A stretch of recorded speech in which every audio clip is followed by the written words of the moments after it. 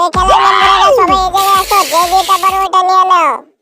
খেলার নিয়ম হলো যে যেটা পাইছে ওটা দিয়া যে বেশি পুঁতি উঠাইতে পারবে সে তত টাকা পাবে। সবাই কি রেডি? তাহলে খেলা শুরু করা যাক। তুমি শুরু করো, দেখি তুমি কতগুলো উঠাইতে পারো। হাত দিয়া যেভাবে যে নিতে পারো। তোমার নেওয়া হয়েছে, এবার উঠাও। বেশি তো উঠলো না, যে কয়টা উঠেছে তুমি ওই কয়টাই বাটির ভিতরে রেখে গুনো।